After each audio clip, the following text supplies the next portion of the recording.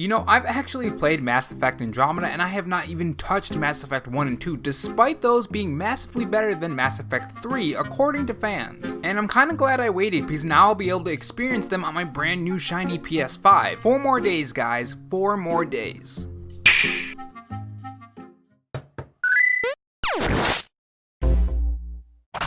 Hey guys, it's Rob here and welcome back to the Robo Show where we cover the latest gaming news, leaks, and rumors from Microsoft, Sony, and Nintendo in 2020 and beyond. If you want to be kept up on the latest gaming news, make sure you click that red subscribe button below this video and that notification bell so you know when I upload. And if you're interested, I have a Patreon, which link to that will be in the pinned comment along with my Twitter account. In this video, we're going to talk about all the information that we got about the long-awaited Mass Effect Trilogy Remastered. We're also going to talk about some reasons why it's not coming to the Nintendo Switch and also some Mass Effect 4 news.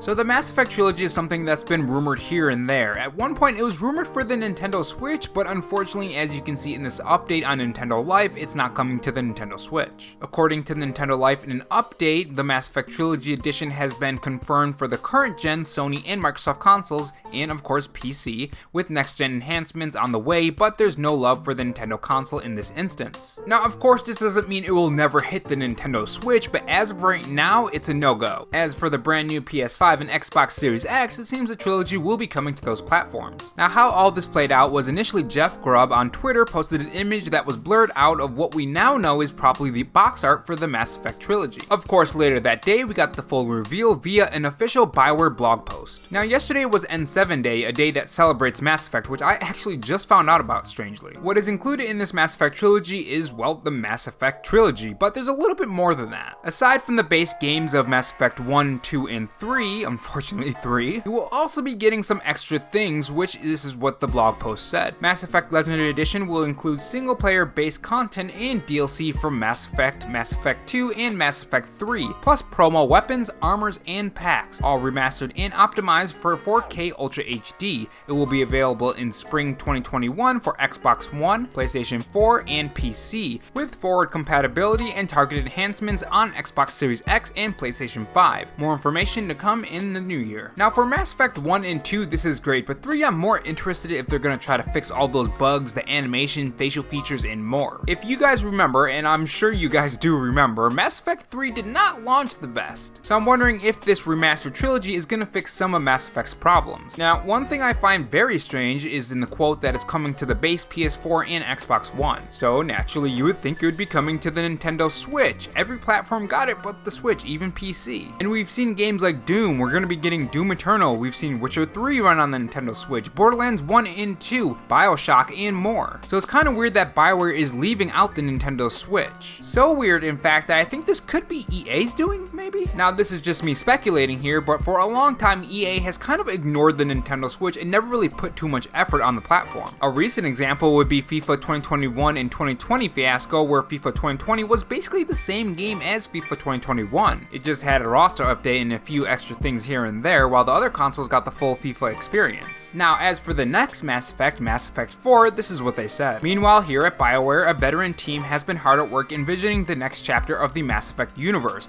We are in early stages of the project and can't say more just yet, but we're looking forward to sharing our vision for where we'll be going next. Now the weird thing about this is that they're supposed to be working on Dragon Age 4. Now we have gotten some snippets here and there of Dragon Age 4, but no full-on gameplay.